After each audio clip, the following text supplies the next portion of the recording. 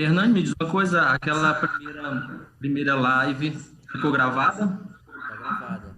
Já estamos ao vivo, tá? Boa noite, gente. Estamos ao vivo. Boa Boa noite. noite. Estamos aqui para nossa segunda live, né, com a doutora Surama Moraes.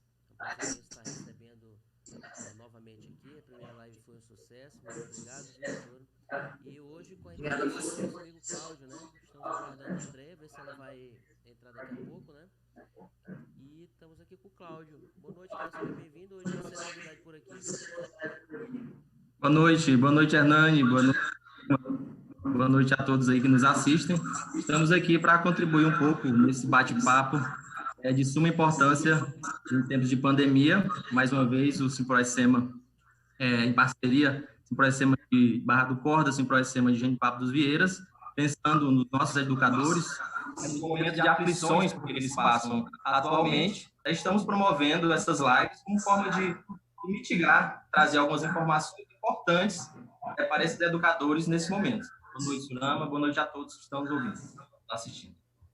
Doutor? Boa noite, Cláudio. Boa noite, Hernani. Para mim também é muito prazeroso estar aqui com vocês. Queria parabenizar ao Simproecema, o Núcleo Barra Corda e Genipapo, pela iniciativa, e aqui representado por você, professor Cláudio, e dizer assim que é muito bacana a gente perceber que as pessoas e os profissionais da educação, eles estão sendo vistos, eles estão sendo valorizados e tem se pensado na saúde mental. Às vezes a gente dá muito valor às questões físicas e nem tanto valor às questões emocionais. Eu parabenizo o sindicato pela iniciativa, por estar pensando na saúde mental de todos os docentes. Então é isso aí, vamos dar início, né, nossa live hoje com o tema, né, desmistificando a, a ansiedade, né, o toque e o estresse, que são os problemas que têm sido mais acarretados aí durante essa pandemia. Muita gente ansiosa, estressada, né, tem alguns casos especiais que eu estava até outro dia comentando, que tem as crianças que são especiais, né, também que devem estar muito mais, né, agoniados com todo esse processo. Também as próprias crianças que estão aí em casa um período maior de tempo, isso pode ter acarretado também um estresse para os pais, né? Porque fica. Mas então, doutora, boa noite, fique à vontade para a senhora iniciar aí a discussão, tá? Tá joia. Pegando aqui um gancho na tua fala, Hernani. Assim, as crianças, a gente às vezes pensa que só os adultos têm problemas de ordem emocional, mas as crianças, elas têm, assim, apresentado dificuldades significativas. Uma porque, para uma criança que tinha o hábito de ir para a escola, de brincar com os coleguinhas, de ter uma vida mais ativa, ficar dentro de casa, e quanto menor o espaço dessa casa, então isso traz assim um desgaste, traz ansiedade. A gente pensa que criança não tem esses problemas, mas tem, né? Ansiedade, depressão, outros problemas, eles acometem tanto os adultos quanto as crianças. E aí, para a gente começar, eu queria assim deixar claro para todos que estão nos ouvindo, nos assistindo, que a gente vai falar de uma forma mais geral. A live, ela não tem o objetivo de fechar diagnóstico, a gente vai falar sobre os pontos principais da ansiedade, a gente vai falar sobre o estresse, sobre o transtorno obsessivo compulsivo, mas não com a questão de uma avaliação de caso. Por quê?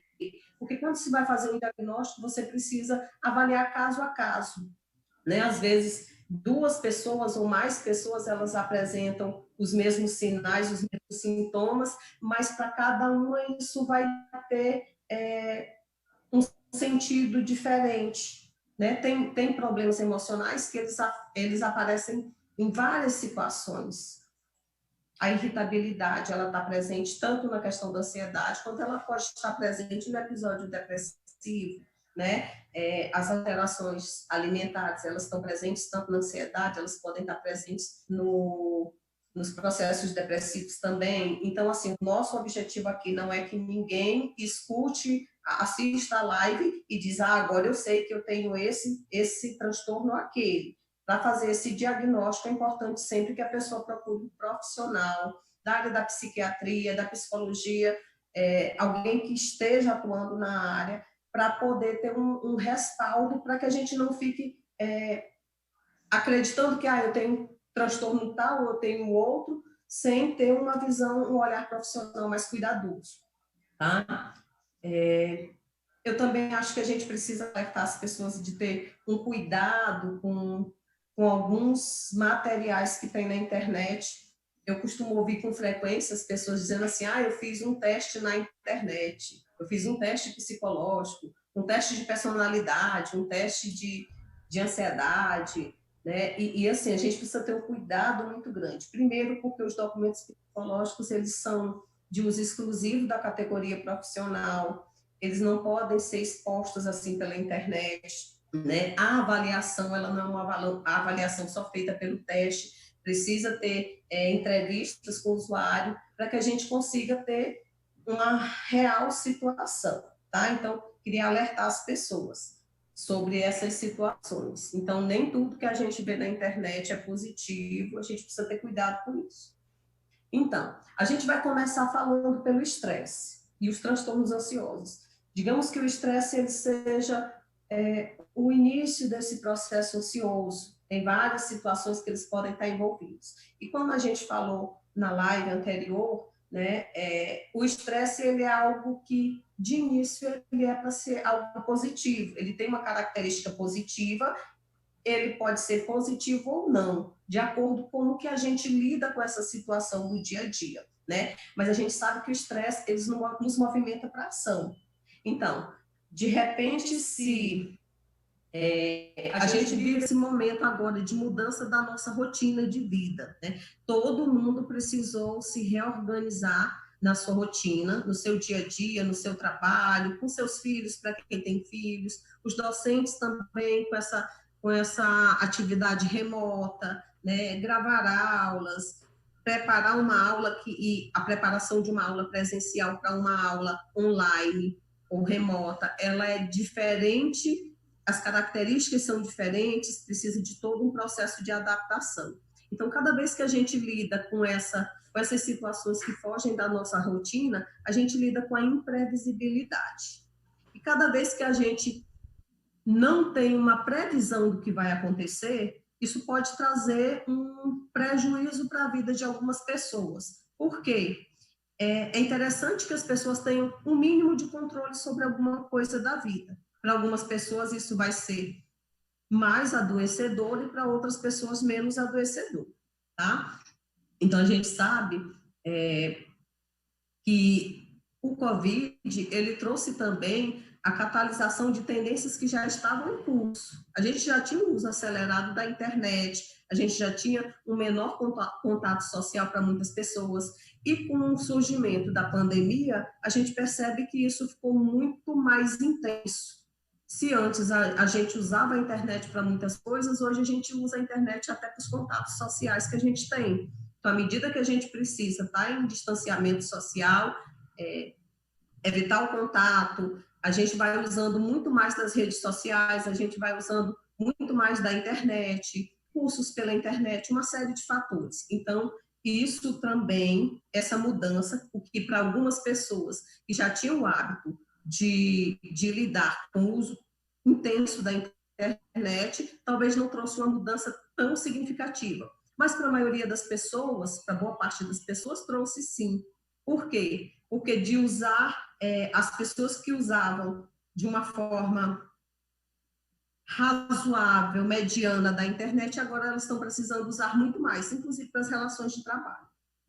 Então, algumas pessoas, diante dessa imprevisibilidade, elas vão continuar suas atividades de forma positiva, elas vão conseguir se adaptar muito bem. Aí a gente pode pensar naqueles docentes, já que é um dos nossos públicos hoje. Os docentes, eles que têm facilidade com a internet, de uso da internet, das redes sociais, das tecnologias, eles vão ter eles têm a possibilidade de passar por todo esse período de adaptação de uma forma mais positiva, né? Então, essas pessoas, elas podem buscar aproveitar o tempo, né, em casa, com a família, usar a internet, mas tem outras pessoas, né, criar novas atividades, por exemplo. Então, tem outras pessoas, para algumas pessoas isso vai ser positivo. A pandemia trouxe a possibilidade de repensar um estilo de vida. Para outras pessoas, isso vai trazer um estresse, nesse momento que a pessoa muda a vida positivamente, é um estresse positivo. Mas tem um outro grupo de pessoas que se tornam mais vulneráveis. Por quê? Porque eles não vão se adaptar com tanta facilidade. E aí a gente pode pensar em dois tipos de pessoas que podem desenvolver maior vulnerabilidade, maior fragilidade com relação aos transtornos mentais. A gente pensa nas pessoas que que estavam saudáveis emocionalmente. De repente, a pessoa não tinha nenhum tipo de adoecimento emocional, adoecimento psíquico, e com o decorrer da pandemia, com essa imprevisibilidade, com essa mudança de rotina, que isso afeta muita gente, essa pessoa pode vir a desencadear um transtorno, um adoecimento psíquico, né? E tem também aquelas outras pessoas que já tinham desenvolvido alguma forma de adoecimento mental, já estavam ou em processo de conclusão dos seus tratamentos, ou estavam estabilizados, não tinham mais, assim, mudanças significativas, estavam vivendo bem, e com a pandemia, esses quadros começaram a se agravar.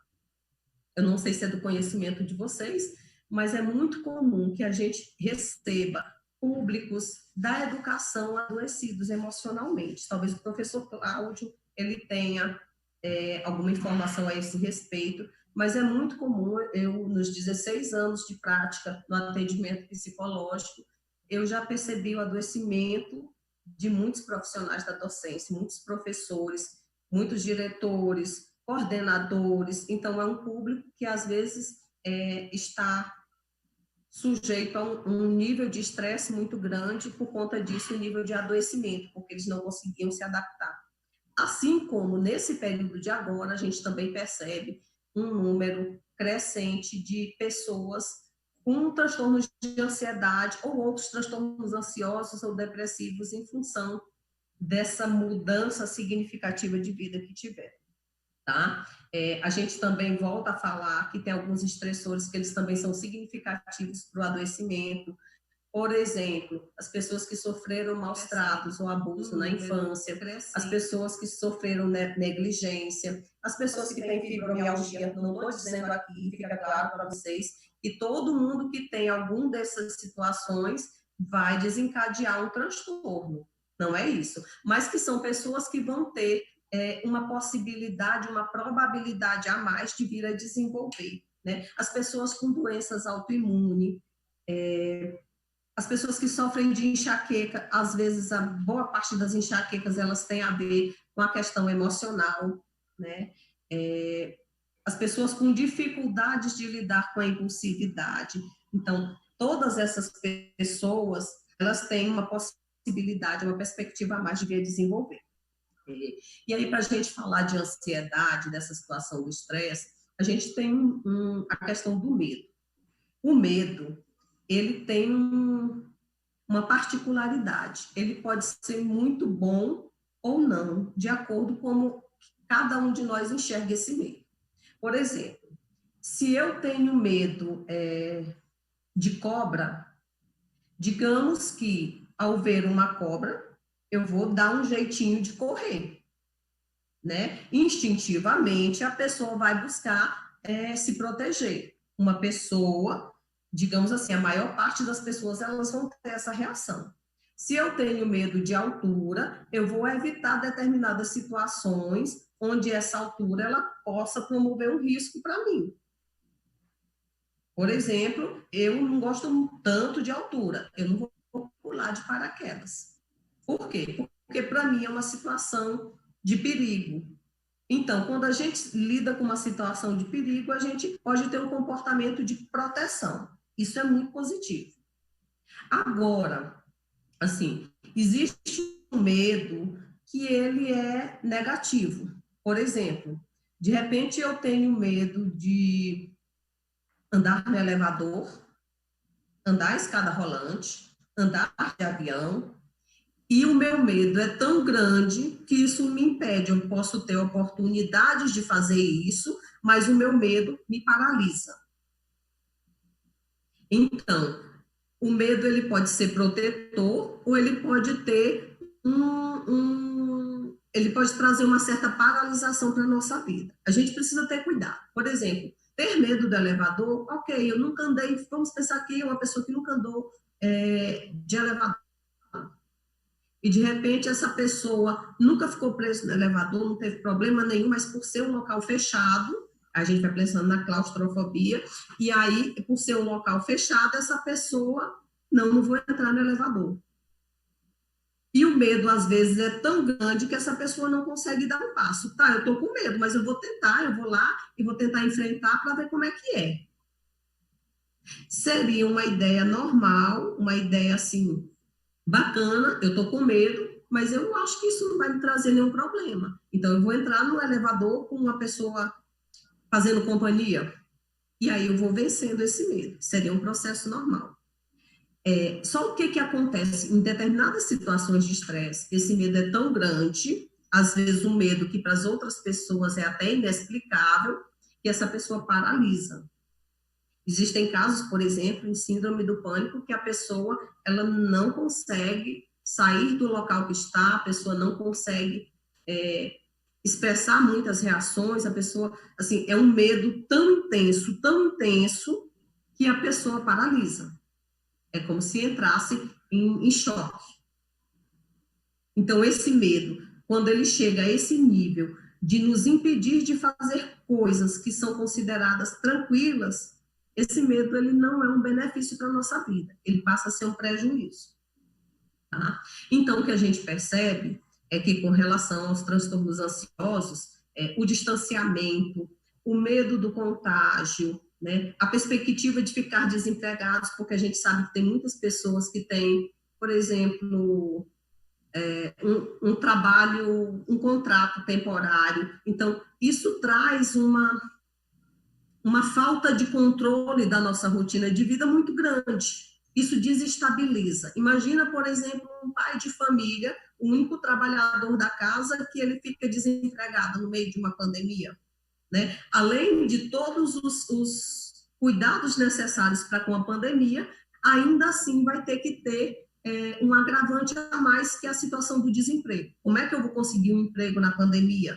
Seria, por exemplo, um agravante.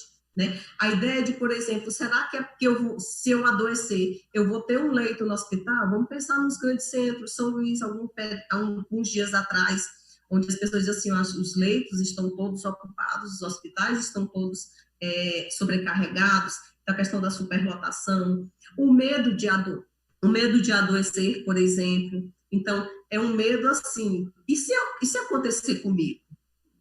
Muitas vezes esses medos assim, são medos reais, mas são medos que, às vezes, eles têm uma proporção muito intensa, muito maior do que o que seria necessário, tá?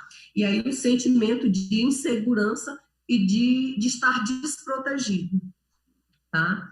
E aí, nesse tempo também, a gente precisa ter um cuidado muito maior, tanto pelas recomendações dos órgãos de saúde, da Organização Mundial de Saúde, por exemplo, do Ministério, com os idosos, porque são um público que tem uma possibilidade de ter agravantes a mais com relação ao Covid, mas a gente também precisa ter um cuidado com os idosos, porque a vida dos idosos muda de forma significativa com a pandemia.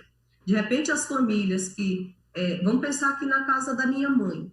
Todo final de semana nós nos reuníamos, todos os sobrinhos, filhos, quem era possível estar presente, para poder confraternizar ali com ela. Diante da situação de pandemia, nós precisamos nos readaptar. Muitas famílias precisaram reorganizar essa forma de encontro. Às vezes, de encontros presenciais passaram a ser encontros virtuais, né, por medida de proteção. E aí, o que acontece? Cada vez que esses idosos eles se sentem solitários, por exemplo, aquela família que o idoso tinha todo mundo junto no final de semana e agora está se vendo com só uma ou outra pessoa, isso vai ou não vai fragilizar esse idoso?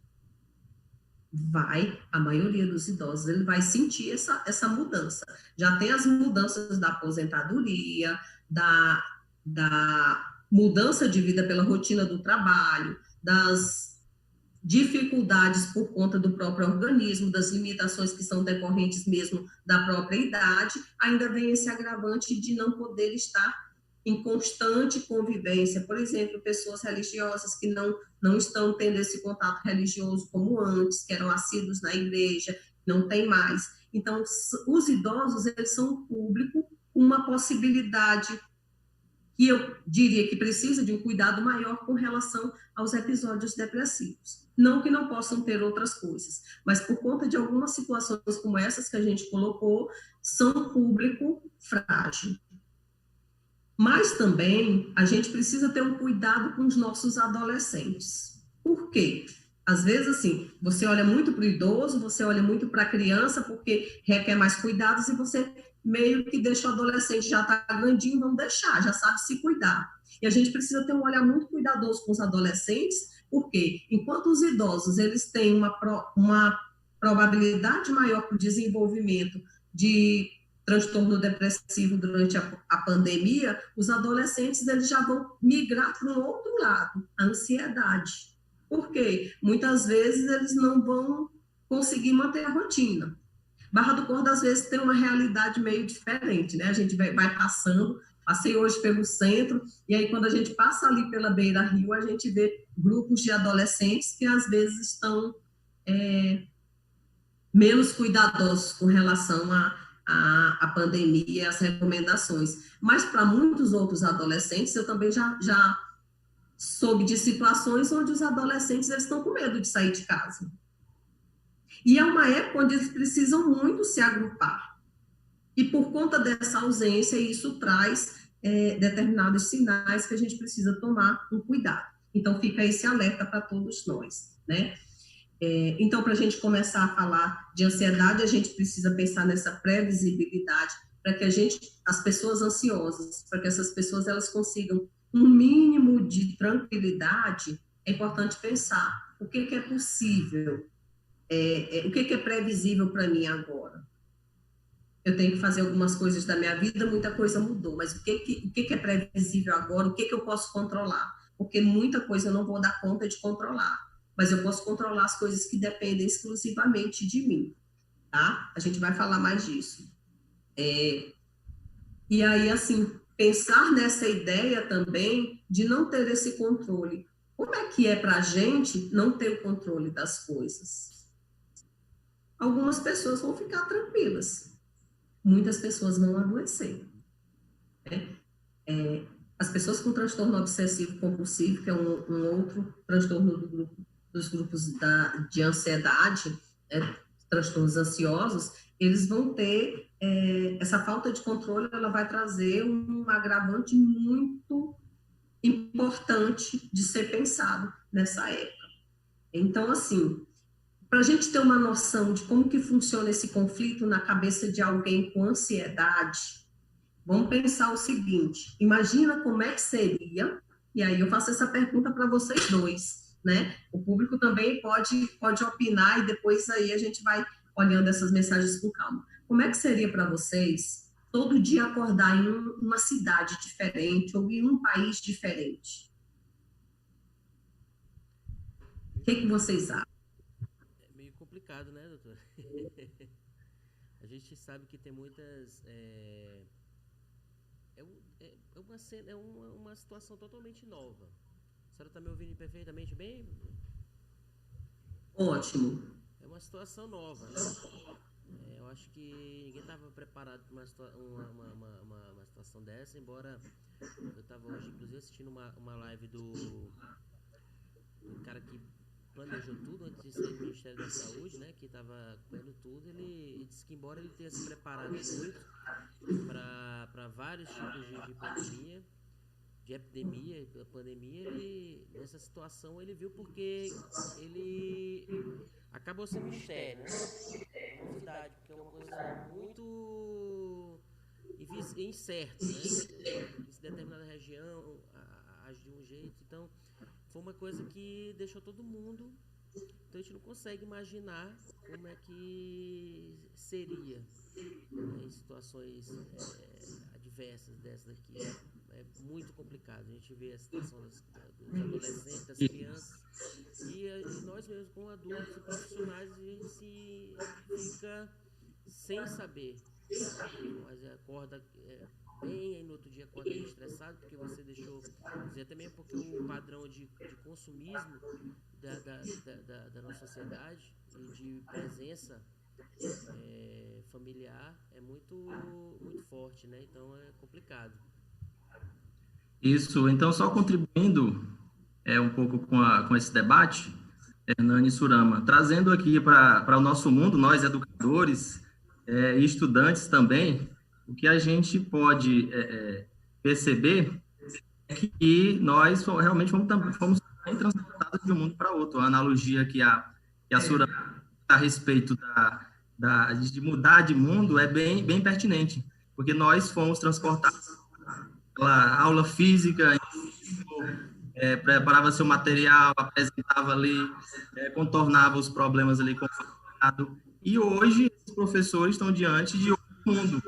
E o que acontece? Vem exatamente o medo, a insegurança, a ansiedade, que é o tema escolhido para a discussão de hoje, ansiedade. Então, nós, educadores, não só nós, os estudantes, todos eles estão nesse momento de insegurança e de ansiedade, que é, como a Surama comentou, fez essa pergunta, a quantidade de afastamentos de educadores, profissionais da educação é muito grande, a transtornos. Né? Por quê? Porque é uma atividade extremamente estressante, que exige muito desses professores, e nesse cenário exige mais ainda. O que acontece? Esses professores estão sendo exigidos de forma dupla. Eu costumo dizer o seguinte, que nós, até alguns professores procuram o sindicato, dizem, olha, meu diretor, meu gestor de escola está cobrando muito, o pai de aluno está cobrando, mandaram uma mensagem, eu trabalho na escola militar, além do IFMA, e lá na escola militar, a mãe de aluno chegou com a seguinte questão, disse que os professores precisam fazer aulas mais didáticas, as aulas precisam ser mais didáticas, enfim, fazendo exigências que, nesse momento, né, digamos assim, não são tão exequíveis. A gente adoraria estar dando uma aula perfeita, a gente adoraria estar dando aquela aula maravilhosa. Contudo, uns têm habilidades maiores e outros não, certo? E a gente tem a gente como sindicato, nossa função é o quê? Cuidar dos educadores. A função do sindicato dos professores é cuidar desses educadores em todos os momentos, certo? Por isso que nós entramos em diálogo, a Secretaria de Educação, que tem um plano de retorno às aulas de todas as escolas, o Conselho de Educação convocou o Simproecema para discutir essas questões, o Simproecema deu suas contribuições, exatamente pensando nesse educador, né, de não cobrar o que esse educador não pode dar nesse momento. Muitos educadores estão com filhos em casa, tendo que ensinar e, ao mesmo tempo, tendo que preparar aquela aula maravilhosa para os outros alunos. Verdade? Então, é um momento de ponderação. É um momento... Sim. Pois não.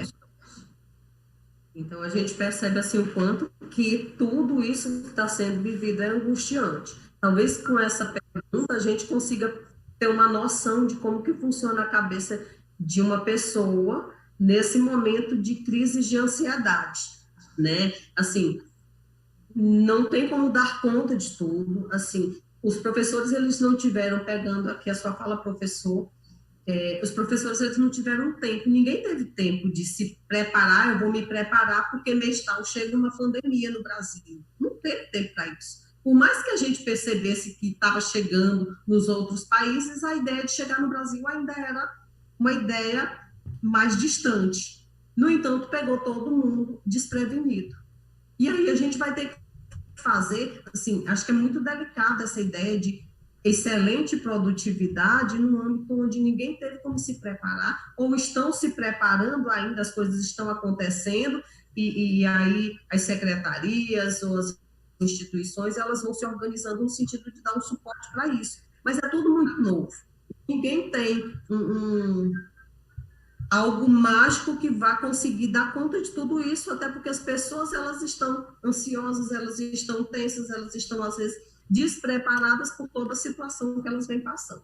Então, só para a gente falar sobre diferenciar um pouquinho do que seria ansiedade e sintomas de Covid, porque é uma outra situação que faz com que as pessoas acabem se colocando em situações de risco. Por exemplo, a gente sabe que as pessoas portadoras de ansiedade, né, não é aquela ansiedade comum, gente. A ansiedade comum todo mundo tem. Às vezes, assim, muita gente pode sentir um frio na barriga diante de determinada situação, pode sentir uma determinada tensão durante de algo novo. Eu vou para uma entrevista de emprego, fico um pouco tenso, isso é normal. A ansiedade, no sentido de um adoecimento emocional, um adoecimento psíquico, é quando já é uma doença, já passou da conta, né? É onde isso já traz alguns comprometimentos para a vida da pessoa, em maior ou menor intensidade, tá? Então, de repente, a pessoa que tem esse transtorno de ansiedade, que a gente chama TAG, transtorno de ansiedade generalizada, essa pessoa pode sentir falta de ar. Só que essa falta de ar dessas pessoas, falta de ar é um sintoma de Covid, não é?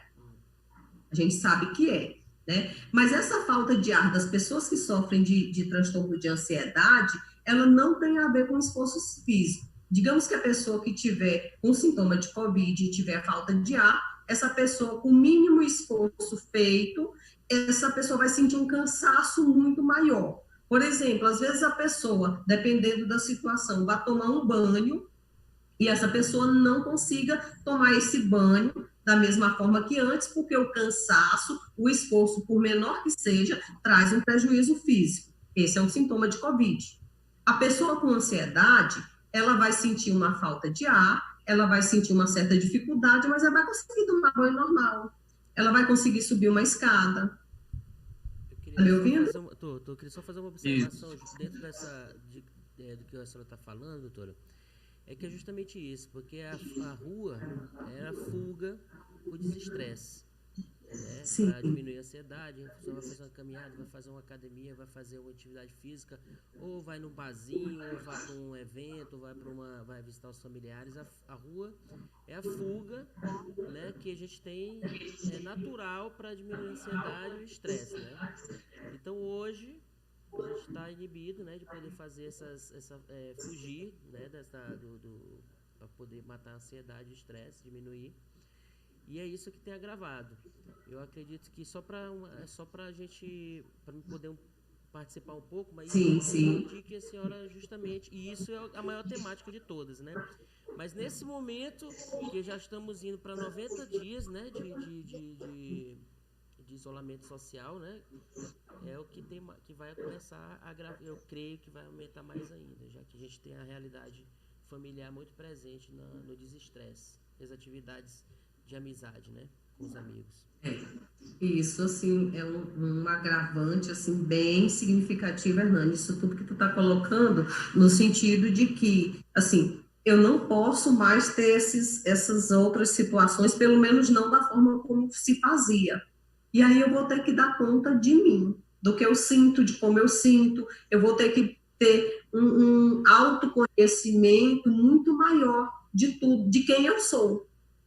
E quando eu não tenho esse autoconhecimento, quando eu não consigo gerir as minhas emoções, a regulação emocional, eu acabo entrando em crise, a pessoa acaba desenvolvendo alguns sinais de estresse, de ansiedade, porque justamente está privado, de certa forma, por conta das necessidades de cuidado, de exercer as atividades da mesma forma que antes.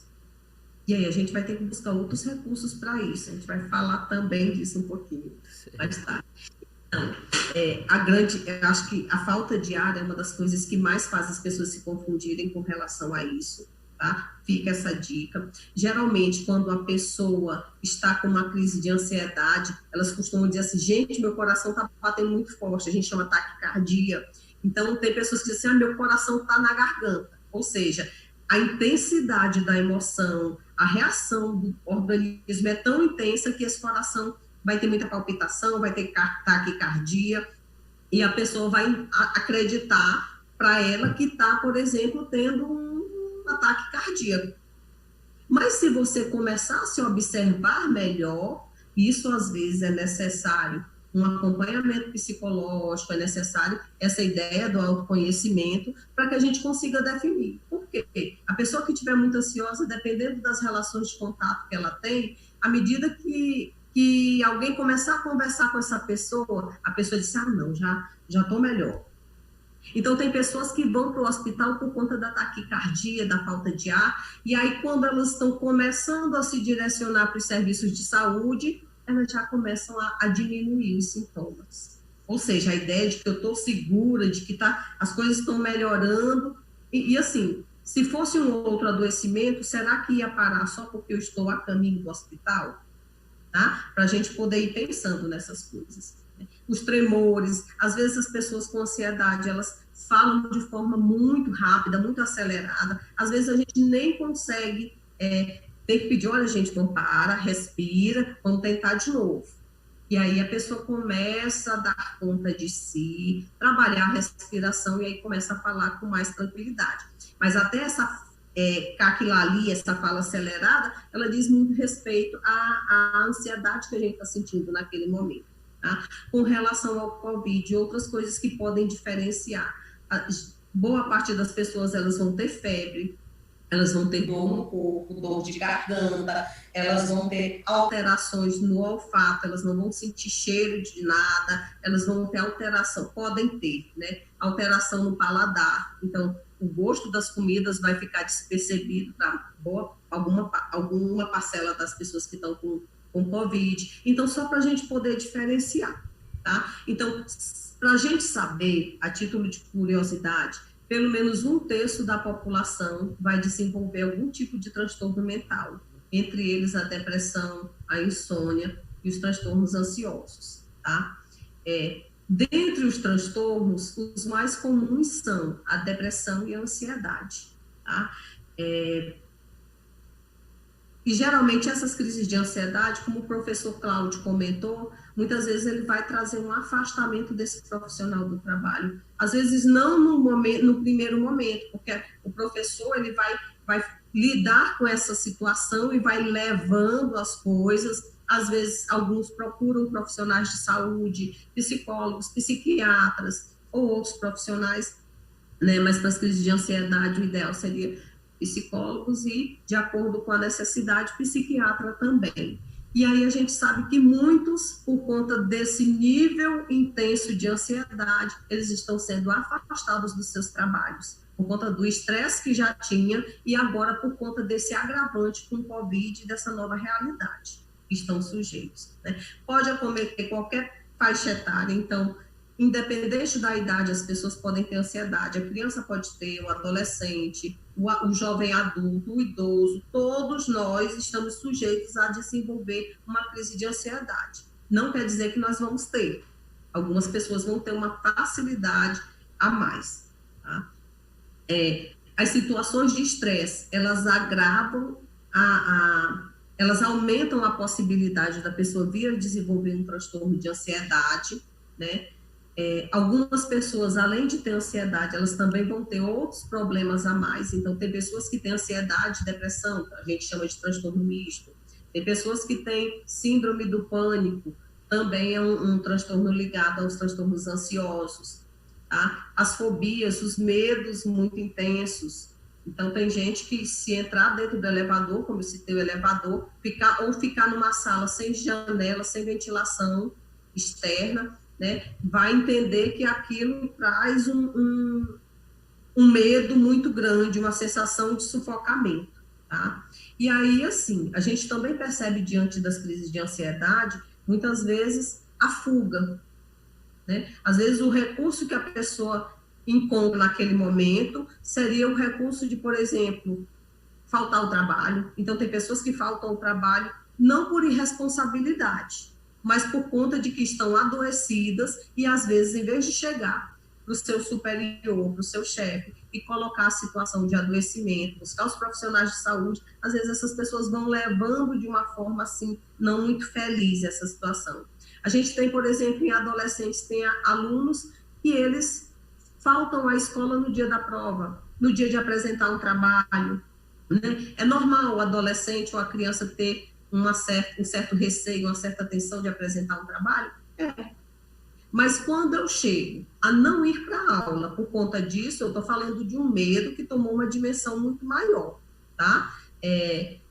Tem pessoas que, por exemplo, vão deixar de viajar porque pensam assim, eu queria muito viajar para lugar tal, mas vem uma ideia de que vai acontecer alguma coisa muito ruim nessa viagem, por exemplo, um acidente. Então, a pessoa já deixa de viajar, mesmo que esteja tudo acontecendo de uma forma tranquila. É um medo que paralisa, de certa forma, um medo que impede que a pessoa tenha uma rotina de vida normal. E aí tem os critérios do diagnóstico de saúde mental, né? Tem o DSM-V, que ele vai trazer alguns conceitos para o que é ansiedade, né? É uma preocupação excessiva, ocorrendo na maioria dos dias por pelo menos 6 meses. Não quer dizer, Surama, eu só vou considerar que sejam 6 meses, seria um padrão. Mas o que a gente tem percebido é que muitas situações estão sendo desencadeadas agora diante de toda essa realidade, né? E aí essas situações de ansiedade, elas vão estar presentes em inúmeras situações, vão estar presentes em casa, vão estar presentes no trabalho, vão estar presentes na vida social, na vida escolar, né? E é uma preocupação que é muito difícil da pessoa controlar. Então, a boa parte dessas pessoas, elas seriam beneficiadas de fazer um acompanhamento psicológico, por exemplo. Algumas delas vão precisar de medicação, e aí precisaria de um acompanhamento com um psiquiatra ou com um clínico geral, com especialização na área, por exemplo, elas iriam se beneficiar mais, tá? E aí elas vão apresentar também uma inquietação. A pessoa senta, levanta, não para, o tempo todo como se tivesse algo para acontecer e traz essa certa inquietação para o próprio corpo. Muitas pessoas falam também da sensação de estar no limite. Olha, eu não sei mais se eu dou conta, eu não sei mais o que eu vou fazer, eu estou no meu limite. Tem pessoas que dizem claramente, eu estou no meu limite. Tá? A dificuldade de concentração. Então, boa parte das pessoas, elas quando elas estão sofrendo de transtorno de ansiedade, elas vão relatar uma dificuldade de concentração. Então, elas passaram pegou a chave do carro, da moto ou da casa, botou ali em cima da mesa, e na hora que pôs em cima da mesa, cadê a chave? Não sei mais onde é que está. Cadê a carteira? Né? Cadê? Eu tinha feito a aula, eu preparei a aula. Tá lembrando de alguma coisa, professor? Eu tô lembrando, Hernani. O caso, né, vamos desabafar, o caso de um professor que ele esqueceu a chave no congelador da casa, na geladeira da moto. Chave da moto, e aí eles só foi encontrar depois que descongelou. Isso é normal, né? É o normal de nós educadores. Assim, seria um nível de estresse grande. Se a gente for pensar, a gente tem várias situações engraçadas, mas assim, que para a pessoa que estiver passando, é muito desgastante. Imagina, eu sei que eu entrei com a chave da moto ou do carro, eu passei pela porta e eu lembro que eu estava com ela na mão e num minuto sumiu. Imagina, essa pessoa que esqueceu no congelador deve ter revirado todo o imóvel para localizar essa chave, né? Mas é um exemplo real, bem lembrado, professor, mas as pessoas acontecem muito. Então, às vezes, esquecer coisas importantes que tinham a fazer. Então, a ansiedade, a tensão está tão grande que essa pessoa não consegue se concentrar, às vezes, em coisas. Né? Eu preparei tudo, eu ia dar aula, o slide sumiu. Não sei cadê o material da aula. Também são outros exemplos. A gente tem uma série de exemplos dessas dificuldades de concentração. A irritabilidade. Então, não são todas as pessoas que vão apresentar, mas algumas, elas vão apresentar uma facilidade de se irritar. Então, você perguntou alguma coisa, a pessoa te respondeu, você não ouviu, você já pergunta de novo e já vai, assim, de uma forma mais alterada, tua paciência já está mais limitada para aquelas coisas. Então, a pessoa, com coisas pequenas que antes não teriam um grande impacto, passam a irritar com muita facilidade. A tensão muscular, então tem pessoas que falam de dores no trapézio, nos ombros, e relatam assim que estão muito tensas. Às vezes você vai em alguns profissionais, eles falam, olha, isso aqui está muito tenso, você precisa fazer atividade física, você precisa fazer a massagem, você precisa fazer tais coisas. E às vezes a gente vai ver que o fundo disso tudo é essa ansiedade.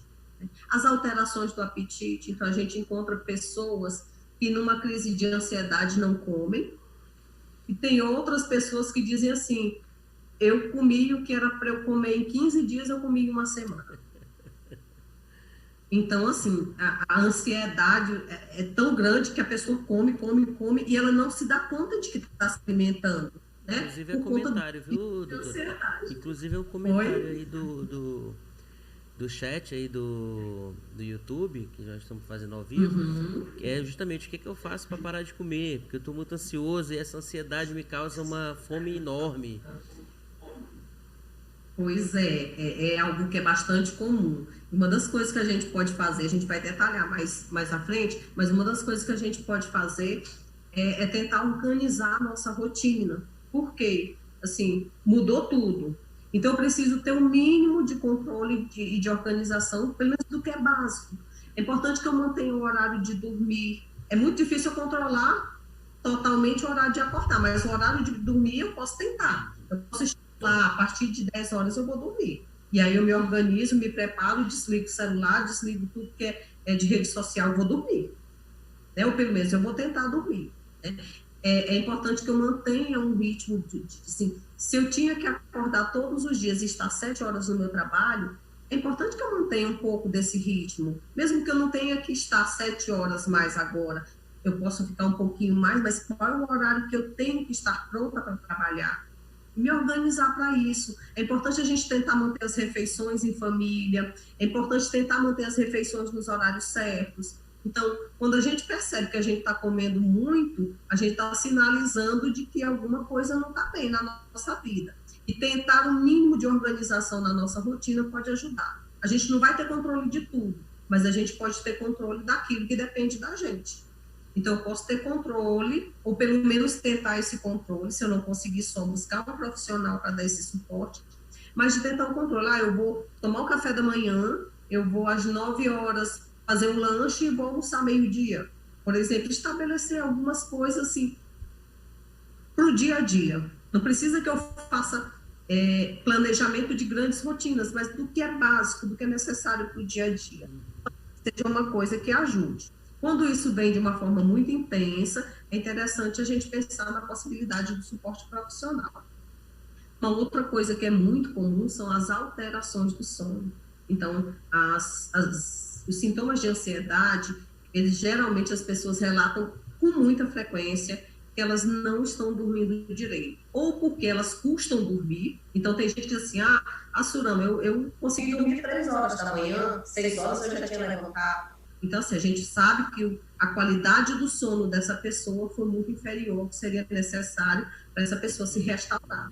Né? Eu costumo dizer que o nosso sono, ele é sinalizador, né? Ele sinaliza também a dor. Quando a gente não está bem, isso vai aparecer também a possibilidade que surge lá no sono. Tem pessoas que já têm facilidade para adormecer, mas não conseguem dormir com tranquilidade, acordam várias vezes durante a noite. A gente chama o sono perturbado. É uma outra alteração também que acontece com relação ao sono. Eu costumo dizer que quando a gente tem dificuldade no adormecer, dificuldade para manter o sono ou dormir demais, a gente precisa ter uma atenção mais especial e avaliar o que está acontecendo na nossa vida. Tá? Um outro sintoma que também acontece é uma preocupação excessiva com o futuro. Principalmente uma preocupação associada a coisas negativas, que vai acontecer algo ruim. Se eu for entrar no elevador, o elevador vai quebrar. Se eu for entrar no avião, vai ter um problema lá, qualquer problema no avião. Se eu for para determinado local, pode acontecer, vai ter não, pode acontecer tal coisa. E às vezes isso evita com que a pessoa realize coisas que são importantes para a vida dela, né? Ou dele. A agitação, o nervosismo também é muito comum. As pessoas falam do nervosismo no sentido da sudorese, as mãos ficam suadas, os pés ficam suados, a pessoa, ela apresenta uma dificuldade. Assim, eu já cheguei a ver situações de pessoas que tinham sintomas de ansiedade tão intensos que isso também mobilizava e prejudicava a vida da pessoa. Tá? E o que passa na mente da pessoa? Geralmente a pessoa acredita que não vai dar conta daquilo que está vivendo, vai morrer. Então a pessoa diz assim, eu sei que parece que eu vou morrer disso que eu estou sentindo. É tão forte, é tão intenso que a sensação que a pessoa tem é a sensação de que vai morrer. A sensação de que está sozinho, que não tem ninguém que possa ajudar, a sensação de enlouquecer. As pessoas às vezes dizem assim, eu tenho medo de ficar louco, ou eu tenho medo de ficar louca. A ideia de perder o controle. Não é fácil para quem vive essa situação, não é simples e assim, não dá para a gente resolver as crises de ansiedade, por exemplo, com um livro de autoajuda, porque é uma situação muito mais delicada e que vai muito mais além. Eu vou falar rapidamente, à medida que vocês quiserem me interromper, fiquem à vontade. Tá? É só fazer O pessoal aqui do chat está perguntando justamente com relação ao esquecimento, né? Como o Cláudio comentou aí da situação da chave no congelador e algumas outras diversas que acontecem. O pessoal está perguntando justamente isso. Se existe algum tipo de exercício para diminuir esse esquecimento? Eu gosto muito do uso da agenda, né? À medida assim que a gente começa a direcionar o foco para o que a gente realmente está precisando, eu acho que isso facilita. Agora, não adianta eu anotar na minha agenda se eu não olhar a agenda. Né? Então é importante eu colocar, às vezes a agenda do celular, às vezes uma agenda física mesmo, fazer as anotações do que é importante que eu não posso esquecer. E às vezes eu gosto até de fazer assim, o que eu não posso esquecer a curto prazo, por exemplo, o que eu tenho que fazer amanhã, eu tenho que dar conta disso amanhã, o que eu tenho que dar conta na semana que vem, o que eu tenho que dar conta até o final do ano. Né? Mas, de preferência, para os casos de ansiedade, vamos tentar fazer o que eu tenho que dar conta para a semana que vem, para amanhã, para a semana que vem, anotar na agenda. À medida que você consegue anotar, fazer suas anotações, você vai checando. Sempre que você... eu acho que... Geralmente as pessoas fazem assim, eu acho que eu esqueci de fazer alguma coisa. Eu acho que eu esqueci algo que é importante para mim. Se você tem anotado na sua agenda, isso vai facilitar bastante a sua vida. Então, assim, você fez aquela atividade que você tinha que fazer, dá um ok, né? Imagina a tua felicidade, para quem colocou aí, a felicidade de poder ter resolvido aquela situação que era importante de ser resolvida e que eu podia ter esquecido se eu não tivesse anotado, né? A sensação de que a gente produziu. Porque muitas vezes a gente passa o dia todo nessa ansiedade, mexendo no celular, olhando os stories, o Face, o Instagram, olhando lives, olhando outras coisas, e às vezes a gente esquece de coisas que são muito importantes. Né? Outro dia, lembrando, só para descontrair um pouquinho, a história de uma mãe que ela estava tão ansiosa, e isso não foi barra do código, é algo que eu vi pela internet, a mãe esqueceu o filho. A mãe estava andando com o filho e esqueceu o filho. Tem um youtuber famoso que ele dizia que a mãe esqueceu ele em uma outra cidade. Imagina. E aí ele diz assim, como é que pode? Minha mãe, ele brinca com a história hoje, porque já é um adulto. Como é que pode? Minha mãe me esqueceu e só veio lembrar muito tempo depois.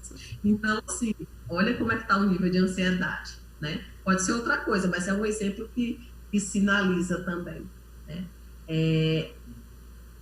Quer fazer algumas perguntas sobre ansiedade? Só está perguntando aqui algumas observações, né? Uma botou assim, a temática necessária, né? De forma elogiando a live, né? Buscando lidar com as emoções frente à realidade atual. Parabéns, doutora Silama. Teve uma outra que contou que tive uma aluna que teve crise séria de ansiedade na escola. Uma delas, como agir nessa hora, né? Porque as universidades não são preparadas para lidar com esse tipo de evento. E a última, né, para emendar logo, a senhora responde a todas. A pessoa está perguntando como conviver com a falta de empatia das pessoas que negam a pandemia e gostaria de saber como fazer para amenizar a ansiedade. Aí são os questionamentos do chat. E aí, se eu me esquecer, tu me lembra, Nani.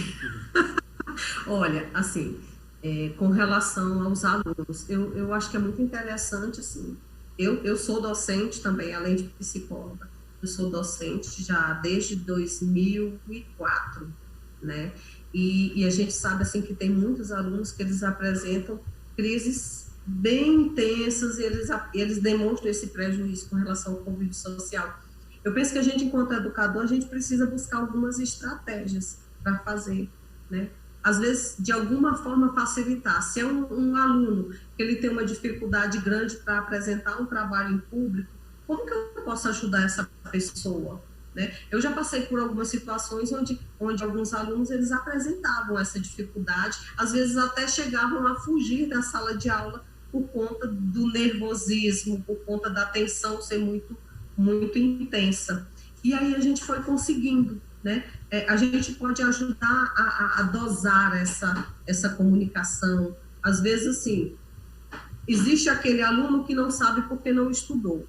Existe aquele aluno que não consegue falar porque tem um nível de tensão muito maior, né? Às vezes é mais comum o professor saber quem é o aluno que estuda e é o aluno que não estuda. Aquele aluno que não está conseguindo apresentar por conta do nervosismo. Será que a gente pode fazer algumas intervenções, alguns questionamentos sobre o tema que aquela pessoa vai falar para facilitar, né? Eu acho que também contextualizar, trazer as situações para próximo da realidade do aluno. Então, se eu vou falar de um tema, eu preciso trazer isso de uma forma mais próxima possível daquele aluno, talvez seja uma estratégia.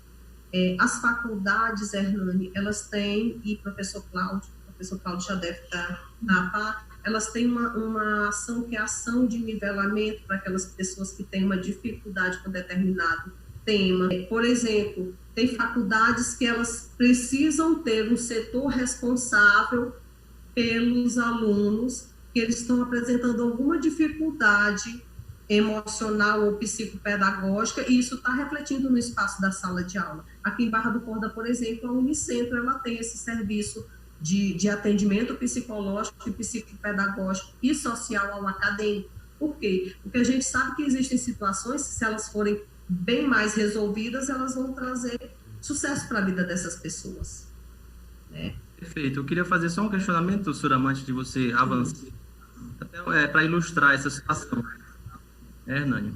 É o seguinte, o Augusto Cury, que é um dos teóricos, também é escritor de autoajuda, mas é um psiquiatra conceituado, e aí ele fala exatamente que o mal do século é a ansiedade. O mal do século é a ansiedade. E essa ansiedade, trazendo para a nossa atividade docente e com os alunos, eu sou professor de língua inglesa, né? E aí, olha, a primeira coisa que eu tenho que dizer para vocês é que fiquem à vontade, façam de conta que eu não estou aqui na sala, ou seja, nós temos uma teoria na língua inglesa que é a questão do filtro afetivo. Quanto mais ele estiver à vontade, em sua quanto menos ele estiver tenso, maior a probabilidade dele assimilar aquele conteúdo, certo? Então, eu costumo trabalhar em sala de aula e até sugerir cursos nesse sentido, de como falar ao público. Então, nós, educadores, nós aprendemos na rotina. Então, isso não quer dizer que, por exemplo, eu estou ansioso aqui nesse momento. Então, a ansiedade, a certo nível, ela é aceitável e positiva. Tudo, quando esses limites se ultrapassam, né, essa ansiedade pode levar, sim, a uma depressão, certo? Lembrando de um dos papas do papo, né, o Reinaldo Hipólito, que é um cara que trabalha com oratória, ele mesmo, né, contou um caso em que ele, no meio da palestra, esqueceu totalmente o que queria falar, e aí inventou um desmaio, desmaiou, caiu, desmaiou no meio de uma palestra, né? O pessoal pensando, jurando que era verdade, mas não, é porque ele realmente esqueceu o que ia falar. Então, dentro de uma normalidade muito grande para nós educadores, imagine para esses estudantes que estão apresentar um seminário, depoimento de alunos que o professor não conseguiu dormir. Por quê? Então, aquele conhecimento ele só vai ser externado de forma concreta se ele não estiver à vontade, certo? Porque senão some, o assunto vai embora, tá? Então, é de extrema importância isso, a gente trabalhar em sala de aula, tá? Inteligência interpessoal, tá? Inteligência interpessoal, olhar para o aluno e ver aquela dificuldade que ele está sentindo, que a gente já sentiu quando era educador, né? É isso. Só outra coisa, doutora, já que o Claudio também abordou o Augusto Cury, se eu não me engano, também ele faz uma reportagem associando, né, a ansiedade como se fosse a falta de controle da ansiedade é o principal passo para o início da depressão, né? Eu não sei se isso é o correto de afirmar. Porque, assim, a gente, na psicologia, na psiquiatria, a gente entende a ansiedade, essa ansiedade que é doença, né? A ansiedade, por exemplo, o professor citou, estou um pouquinho nervoso aqui, é normal, porque a gente costuma fazer live todo dia, né? Então, como é algo que está começando a acontecer, para algumas pessoas não, já tem o hábito, já tem a rotina, mas para outras pessoas isso é algo novo, é perfeitamente normal. Essa ansiedade é a ansiedade que todo mundo tem, né? Quando é uma ansiedade que, por exemplo, faz desmaiar em público, ou pelo menos, eu não sei como é que eu vou conseguir lidar com essa situação e fazer aquele desmaio, falso desmaio, né? A gente está pensando na pessoa que perdeu o controle naquele momento. Tudo bem. Se a gente pensa nos professores, quem é que nunca esqueceu, estava no meio de uma aula e por conta de a gente chama de ato falho, uma fuga de ideias na psicologia, quem é que nunca esqueceu e depois retomou? Né? É normal, às vezes pode acontecer. Agora, se isso vem acontecendo com uma frequência muito grande, aí a gente precisa ter um cuidado maior e repensar algumas coisas e avaliar o que está acontecendo. A ideia, assim, do professor conseguir se aproximar do aluno é a ideia daquele professor que é extremamente comprometido. Ou nem que seja extremamente, mas que seja comprometido. Por quê? Porque se a gente começar a olhar para os nossos alunos, o que não é fácil, principalmente na rede particular não é fácil, na rede pública mais difícil ainda por conta da quantidade de alunos que se tem. Mas, assim, quando eu conheço os meus alunos, eu vou conseguir identificar, lógico, não vai ser no primeiro dia de aula, mas ao longo das aulas eu vou conseguir identificar e podendo ajudar. E isso precisa do meu comprometimento enquanto docente. Mas é muito bacana, né? O que o professor colocou são estratégias possíveis. Você tinha feito também uma outra pergunta, Hernani. Foi a questão de como lidar com a empatia, se não me engano, das pessoas que não acreditam, deixa eu ver aqui, na pandemia. Né? Como lidar com essas pessoas que não acreditam na pandemia, né? É um assunto delicado. É muito delicado. Acho que entra naquela situação de que eu já sei que eu não vou ter controle de tudo. Então, eu vou precisar ter controle do que eu posso fazer para me proteger. Assim, eu fiquei, assim, bastante surpresa. Quando eu saí há uns 2 dias atrás aqui no centro da cidade, eu entrei numa determinada loja para comprar um produto e as pessoas, elas se esbarravam. Tinha gente sem máscara, tinha gente, assim, sem nenhum tipo de cuidado. Tinha gente de todas as formas possíveis de exposição ao risco. Eu não vou dar conta disso. Eu não vou dar conta do que o Hernani faz, do que o professor Cláudio faz, do que as outras pessoas ao meu redor fazem. Mas eu vou dar conta de mim. Então, o que eu posso fazer? Se eu estou percebendo que aquelas pessoas ao redor, elas estão se cruzando muito, elas estão se arriscando, eu vou me afastar das pessoas, eu vou usar a minha máscara, eu vou usar todos os recursos, o álcool gel, eu vou sair daquela loja e ao mesmo tempo, eu vou higienizar as minhas mãos, seja lavando com água e sabão, seja com álcool gel, eu vou chegar na minha casa, eu vou tirar logo a minha roupa e tomar um banho. Então, eu vou ter controle daquilo que eu posso fazer, mas eu não vou ter controle do que as outras pessoas fazem. Acho que isso gera bastante ansiedade nas pessoas, porque assim, não vai dar. Muita gente, a gente sabe de inúmeras histórias de pessoas que foram contaminadas e eram pessoas super cuidadosas. E foram contaminadas porque alguém, por exemplo, no círculo familiar não conseguiu ter a dimensão desse cuidado, né? Eu estou pensando um pouquinho sobre a tua pergunta e me veio assim que religião, política e negacionismo não dá para a gente discutir muito, né? A gente pode tentar contornar... Em outra live. Outra live, né, professora?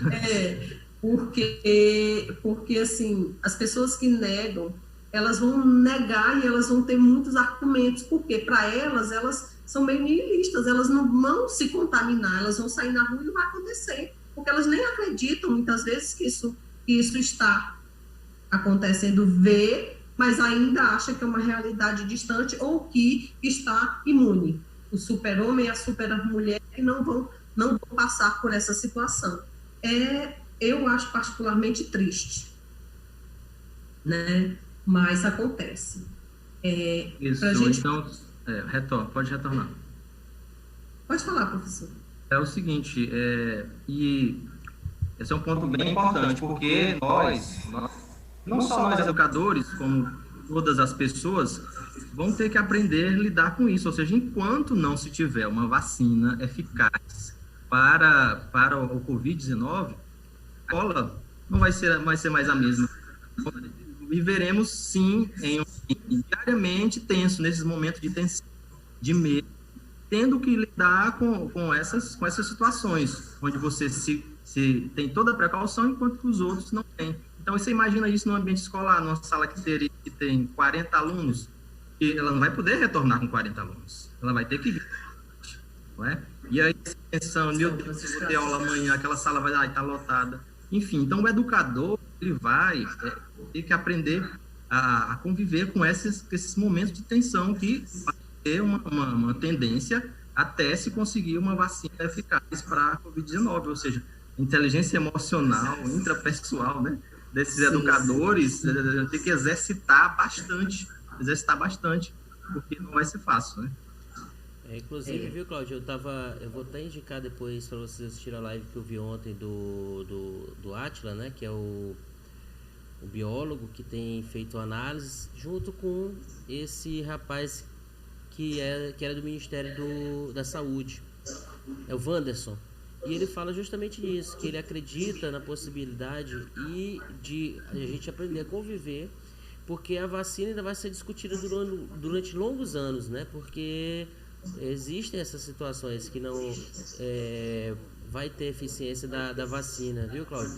A gente tem todo mundo e o mundo todo está estudando, mas existe essa possibilidade de a gente ter que conviver durante muito tempo, que é o que provavelmente vai acontecer, com as adaptações de higiene, com as medidas de prevenção, com a realidade da sala de aula, que vai ter que diminuir o número de alunos, vai ter que ter toda uma nova realidade dentro da educação e em tudo, né, na verdade, mas na educação, que foi uma das primeiras a pararem e provavelmente seja uma das últimas a voltar às suas atividades, vai ser uma nova realidade para todo mundo.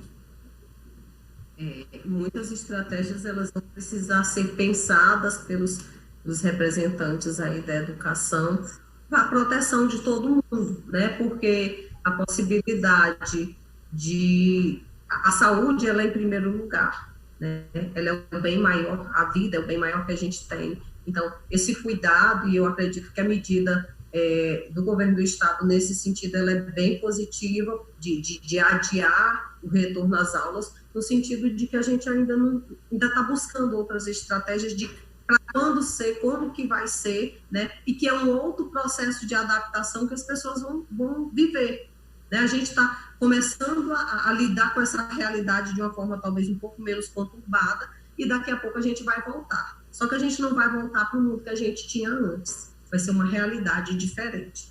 Então, para a gente falar, só o Hernani também tinha falado assim, sobre o Augusto Cury comentar alguma coisa, que a ansiedade, ela vai se tornar uma depressão. Assim, para a saúde, a gente tem a ansiedade como um transtorno, não estou falando daquela ansiedade simples, um transtorno de ansiedade generalizada é um tipo de adoecimento, e a depressão, ela é um outro tipo de adoecimento emocional. E aí, quando a gente fala de depressão, a gente não está falando também de uma tristeza. Tristeza todo mundo sente, né? Em outra live a gente vai poder falar mais disso.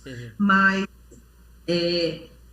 existem situações onde as pessoas elas vão ter os dois transtornos, a gente chama do transtorno misto. E existem situações onde as pessoas vão ter ansiedade e vão ter outras comorbidades, outras doenças associadas àquela doença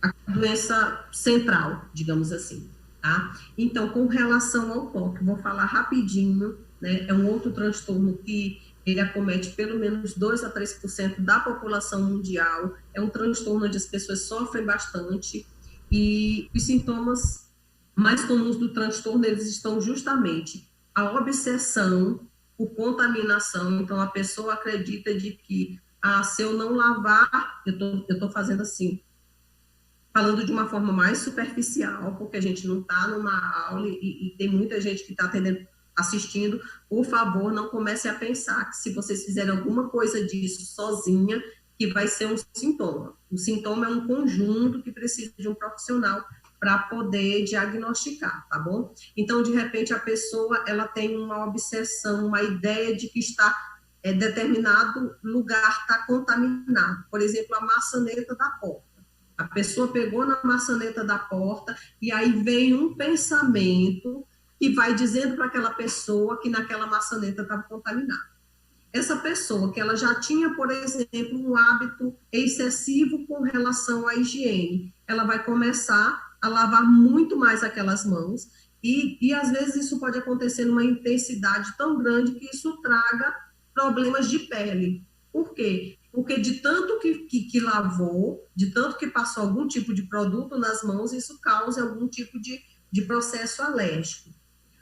E também o comportamento compulsivo. Às vezes a ideia de ter que abrir e fechar uma porta, de verificar, eu sei que eu fechei a porta, mas eu vou lá e verifico 1, 2, 10, 20 vezes. Isso tudo são situações que trazem um sofrimento para a pessoa que vive. Por quê? Porque às vezes a pessoa vai perder muito tempo do seu dia repetindo algumas situações, a gente chama de rituais, para poder dar conta do estresse todo que está envolvido. É como se, por exemplo, determinado comportamento fosse anular um pensamento que a pessoa tinha. Pode ser um pouquinho complicado, mas é meio assim que vai acontecendo. Em decorrência da quarentena e do isolamento social, às vezes tem muitas pessoas também que com toque, que elas vão ter a ideia de acúmulo das coisas. A gente conhece pessoas que acumulam, por exemplo, 10 pares de sapato, só muda a cor, é o mesmo modelo de sapato. A gente conhece pessoas que às vezes podem acumular vários objetos, caneca.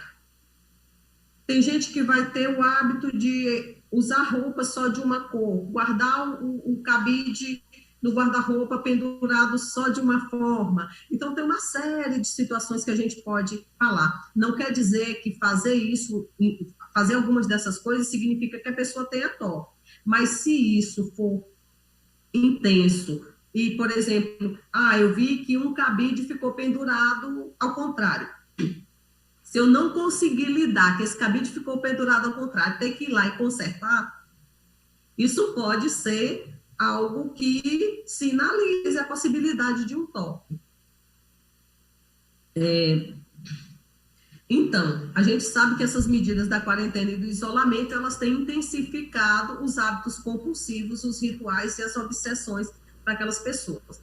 Então, algumas pessoas são portadoras de toque, pelo pânico, pelo medo de serem contaminados, começam a fazer uma acumulação de medicamentos, por exemplo, o que é um perigo muito grande.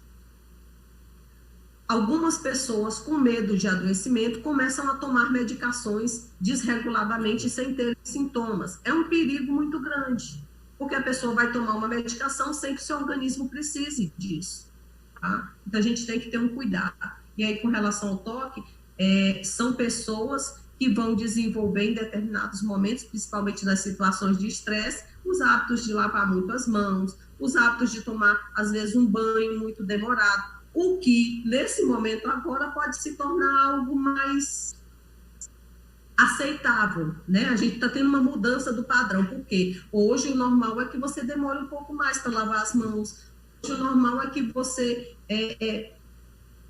capriche muito mais, que você estimule muito mais a sua higiene pessoal, não que você não fizesse, mas hoje tem mais coisas a se fazer para os cuidados, né? Então, aquilo que era mais ou menos exclusivo de quem estava, os excessos de quem estava adoecido de toque, para algumas pessoas vai ser mais ou menos normal, um hábito mais comum, o cuidado mais delicado, mais demorado, né? Mas também que isso em outra intensidade vai trazer um adoecimento significativo. Né? O Cláudio riu, viu, doutora, na hora das manias ali, do toque. Qual é a mania, Cláudio, que na hora que ela falou aí, tu começou a rir? Tem várias manias, né? Colocando, passando a mão na cabeça, assim, enfim. Mas o que a gente, nesse momento de pandemia, a gente tem que ponderar, né, que esse excesso de zelo agora, de lavar, a questão da chave aí, de fechar a porta, às vezes, ficar com medo de colocar a mão na maçaneta, eu já passei exatamente por isso também, Hoje né? É normal. Então, o que atualmente era considerado até um sinal do toque, hoje em dia pode ser considerado, de certa forma, aceitável. Agora, eu queria que você fizesse um detalhe, porque, vendo aqui alguns dados, do ano passado para cá, nesse período, houve um aumento de algo em torno de 25% do consumo de ansiolíticos e antidepressivos. E a gente vê que aqui em Barra do Corda, a automedicação é uma coisa bem recorrente. Então, eu vejo várias pessoas se automedicando, tomando ansiolítico, já estou sem dormir. Já me perguntaram alguns o que é que eu posso tomar, enfim. É muito perigoso nesse momento a questão da automedicação, tá? A gente sabe que está vivendo um momento de exceção, mas também a gente sabe que a diferença entre o veneno e o remédio, às vezes, é só a dose. Então, se você está tomando hoje, pensando que vai fazer bem para você, ele pode até te matar. Então, vocês que são profissionais da saúde, é importante deixar esse recado aí para os educadores, não só, mas para todo mundo, e ter cuidado com essa automedicação, não é? Assim, a gente precisa ter um cuidado extremo com isso. Primeiro, porque, assim, as medicações, elas não foram feitas de uma forma aleatória, não foram feitas sem motivo, elas têm um motivo muito especial, que é a recuperação da saúde quando algo na gente está frágil, né? Eu penso que a automedicação, principalmente nos medicamentos relacionados à saúde mental, em todos ela traz um prejuízo. E nesses com relação à saúde mental, isso é muito sério. Há muito tempo a gente vem percebendo que a população está doente, né? Não todos, mas uma boa parte disso, e as pessoas preferem esconder o seu adoecimento numa pílula. Então, eu posso estar com insônia, a minha insônia ser por conta de uma ansiedade, de uma depressão, de uma violência doméstica, de uma série de outras situações, e em vez de cuidar da causa do que realmente está me fazendo perder o sono, eu vou e busco um paliativo. Por quê? A medicação, ela vai ajudar a pessoa a dormir, mas ela não vai resolver o que causou. Então, ela vai ajudar parcialmente, temporariamente. Então, tem algumas pessoas que vão dizer assim, no começo eu dormia muito bem com tal remédio, agora eu não consigo mais dormir.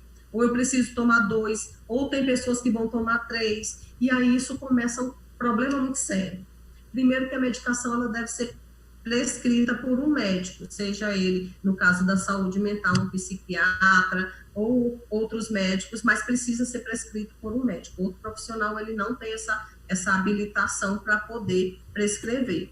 O segundo é que determinadas pessoas em determinados momentos, tendo um acesso maior à medicação, isso pode trazer um problema relacionado ao risco de suicídio. A gente tem estudos que apontam que em outros países, por conta da pandemia, por conta da facilidade de acesso a medicações psicotrópicas, as pessoas elas estão, às vezes, excedendo no remédio, e às vezes é um problema de ordem que a pessoa vai tentar amenizar aquela situação e vai para o hospital por conta da ingestão de vários medicamentos, né? É muito delicado a automedicação, precisa de um profissional da área para poder fazer também uma avaliação e um diagnóstico. Porque o que eu posso pensar que é uma insônia ou outros problemas, isso tem várias outras coisas atrás, né? Como você falou, não é só pegar no cabelo, não é só pegar na maçaneta, mas é um conjunto dessas situações que vão fazer com que o profissional consiga fechar um diagnóstico sobre de que problema realmente essa pessoa tem. Alguns problemas que as pessoas vão deixando ficarem ao longo do tempo sem nenhum cuidado, às vezes são coisas bem mais simples de serem resolvidas, mas aí eu não vou hoje porque eu não posso, eu não vou amanhã porque eu não tenho dinheiro, eu não vou mês que vem porque eu tenho que ir para o dentista, eu tenho que ir para outro profissional, e assim, as pessoas elas vão adiando porque ir para um consultório psicológico, por exemplo, é eu ter que lidar com as minhas fragilidades, mas eu só posso me fortalecer à medida que eu conseguir identificar em mim quais são as minhas fragilidades, né, e com um profissional, isso vai ficar, às vezes, mais fácil da pessoa identificar, né? Então, às vezes, a automedicação, ela pode ser um comportamento de fuga. Então, é mais fácil eu tomar um remedinho do que eu falar do que está me fazendo adoecer, do que eu falar das minhas dificuldades, das minhas fragilidades, né? Eu penso que tem muito disso. Perfeito, é importante. Aí me veio um pensamento aí do Bauman, né? Edmund Bauman, que fala nessa modernidade líquida, em que nós tendemos a fugir daquilo que nos agride, né? E de não enfrentar esses problemas atuais, ou seja, essa modernidade líquida muito veloz, em que você tem que tem que ter multitarefa. Então, aquele professor que está fazendo live direto aí, você olha para ele, meu Deus, eu não estou fazendo nada, aquele cara lá está lá fazendo live, está pintando e bordando nesse tempo de pandemia, e eu aqui sem fazer nada, meu Deus. É um cenário bastante complicado que a gente pede até, a gente como sindicato, representante dos educadores de Barra do Corda, que esses gestores tenham uma certa flexibilidade. Então, por exemplo, é momento de desacelerar a questão das atividades. Realmente, 5 aulas. Então, nesse momento de aulas remotas, eu não posso ter, né? É impossível ter 5 aulas pelo aplicativo. Então, foi chegado, por exemplo, lá na escola militar, que a gente não ia dar os 5 horários, só 3 horários. Durante o dia, só são 3 horários, porque é um outro ambiente, bem mais estressante. Não tem como aquele professor ficar 1, 2, 3, 4 horários online trabalhando com esses estudantes, é impossível. Então, a gente pede esse entendimento do gestor da escola para com os educadores e para com os alunos. Às vezes o pai fica cobrando, mas só essa atividade, o professor só passou isso. Então, os pais, pelo fato desses alunos, desses estudantes estarem em casa com eles ali, e às vezes esses pais, né, se sentem incomodados, meu Deus, tem que dar alguma coisa para fazer para esses meninos, né? E aí a gente vive, eu estava falando com o Jaile, nosso companheiro Jaile, Diego, que nesse momento a gente estava ouvindo aí nas redes sociais, alguns memes e tal, reconhecendo a nossa profissão, o nosso trabalho de educador. É duro, que é muito duro, que é árduo, e que os pais estão vendo que não era fácil. Eu já vi medos aí de pais dizendo que pedindo desculpa para nós, educadores, por eles estarem exigindo da gente. Eles estão percebendo o quanto é difícil a atividade docente, de estar lá lidando com aquele monte de alunos, né, e produzir. Enfim, acho que é um momento de reflexão. Nem todo mundo tem habilidade para a docência, né? Seria bom que todo mundo tivesse, mas não tem. E é legal também que nem todo mundo pode ser, porque a gente pode fazer coisas diferentes e todo mundo ser importante dentro das diferenças que é capaz, né? Eu acho que isso é bacana da gente pensar. E também acho que a ideia da pandemia, a ideia de todo mundo ficar em casa trouxe uma nova reflexão. Por que que ficar em casa para algumas pessoas é tão danoso, é tão sofrido, né? Estar com os filhos era para ser uma coisa boa. Então, de repente, uma das atividades que a gente pode ter é o que que eu posso fazer de agradável aqui na minha casa com a minha família? Assim, tá, criança às vezes vai ter um momento que vai querer sair para brincar, aí não pode, vai querer coisas que às vezes não é possível, mas elas antes já queriam coisas que às vezes não era possível e que os pais eles precisam dar esse limite, né? Mas assim, talvez seja o momento da gente começar a pensar qual é a qualidade de relação familiar que eu tenho, qual é a qualidade de convivência que eu tenho com os meus filhos. Eu acho que isso traz um outro lugar quando a gente começa a se perguntar sobre essas coisas, tá? Eu acho que é um pouquinho disso. Então, eu trouxe... Quer falar alguma coisa, professor? Pode falar, pode falar. Eu trouxe também, pensando na ansiedade, que já que é um transtorno bem comum, algumas dicas, algumas a gente já até falou, e tem mais algumas outras coisas que a gente pode pensar para tentar reduzir a ansiedade. Isso funciona, às vezes, não só para depressão, para ansiedade, pode funcionar para alguns casos de depressão. Assim, não é uma receita mágica, porque a gente está falando de um adoecimento psíquico, um adoecimento mental, e a gente precisa de, às vezes, um conjunto de cuidados e uma articulação com outros profissionais também, para a gente buscar esse equilíbrio e a recuperação da nossa saúde. Então, a ideia, uma das ideias também, é já que a gente precisa se distanciar, que essa distância seja física, mas que não precise ser uma distância virtual. A gente pode manter contato com as pessoas que são queridas para a gente pode usar a internet, usar as redes, para a gente fazer coisas bacanas, né? Eu vi uma história recente que, assim, a pessoa, ela estava, assim, muito angustiada com as redes sociais, com as mensagens no WhatsApp, e aí ela montou uma estratégia. A gente vai criar um grupo onde ninguém vai falar sobre coisas negativas. Então, esse grupo a gente vai falar de brincadeiras, de piada, de coisas de bom humor, a gente vai buscar mensagens positivas. Então, assim, foi o que aquele grupo, naquele momento, encontrou para dar um suporte. Por quê? As notícias negativas a gente tem acesso pela televisão. A gente pode filtrar, é uma outra dica, filtrar o horário com que a gente vai ter acesso. Eu não preciso assistir de manhã, de tarde, de noite, sobre o que está acontecendo. Então, eu posso priorizar um horário do meu dia para eu fazer isso. Pode ser pela manhã, pode ser no começo da tarde, e aí eu não vou ficar, assim, tanto tempo na frente das mídias, não que não seja importante, eu preciso estar bem informada até para saber qual o nível de cuidado que eu preciso ter, mas eu não preciso ficar exposta o tempo todo a essas notícias, né? Isso, ficar muito tempo ouvindo sobre essas notícias, e que são notícias negativas, a gente escutar sobre a quantidade de pessoas que foram contaminadas, isso é muito negativo, isso mexe com a maioria das pessoas. Então, eu não preciso escutar isso o tempo todo. É uma das possibilidades que a gente tem. E a gente precisa também, às vezes, dar um novo significado à nossa vida. O que eu fazia antes da pandemia? O que eu faço agora? E das coisas que eu faço agora, o que realmente é importante? Quando acabar a pandemia, o que eu quero levar para a minha vida? Né? Acho que se a gente conseguir começar a pensar sobre isso, a gente dá um novo sentido para a nossa vida. Porque tinha muita coisa que às vezes a gente se apegava e que hoje a gente não tem e não faz falta. Cada um de nós, se for pensar, tem alguma coisa que deixou de fazer e que não trouxe nenhum prejuízo, não trouxe nenhum problema, e você nem sente falta, né? E do que eu sinto falta?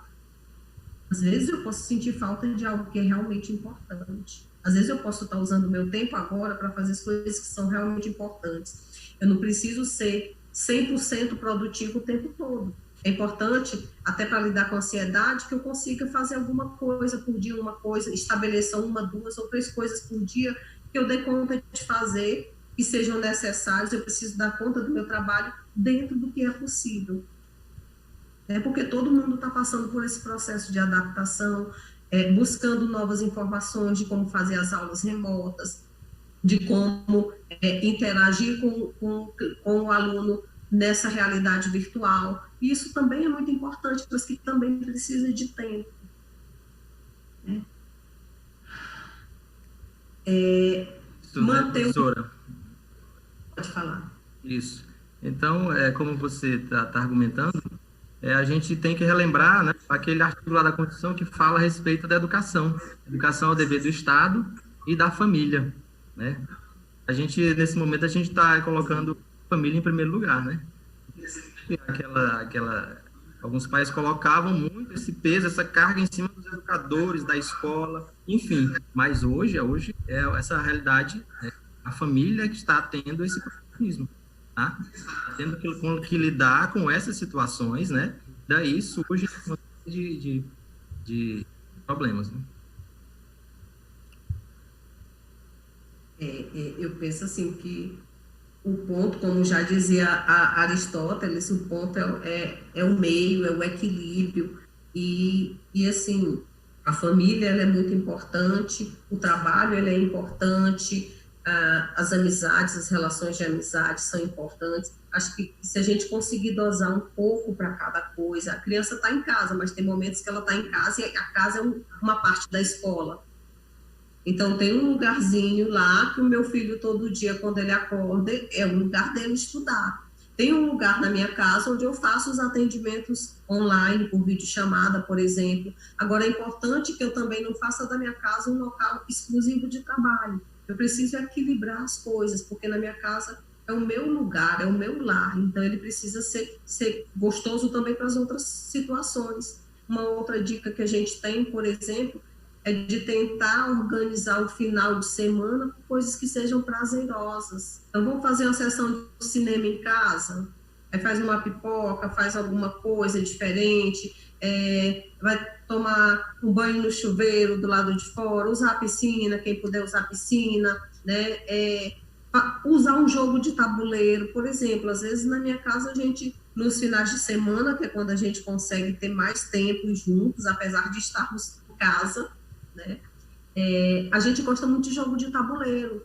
E tem determinados jogos que a família inteira pode interagir. Acho que isso é muito legal, a gente aproveitar o nosso tempo positivamente, né? Acho que também um outro cuidado que a gente pode ter é manter os vínculos afetivos. Às vezes, hoje em dia, é muito comum, chegou o aniversário de alguém, você manda uma mensagem pelas redes sociais, você manda uma mensagem pelo WhatsApp, às vezes você não liga mais para ouvir as pessoas, você não faz uma chamada de vídeo para você ver o rosto das pessoas, porque às vezes as pessoas elas te dizem que estão muito bem, e na hora que você olha, você percebe pela fisionomia, pelo rosto da pessoa, que a pessoa não está bem.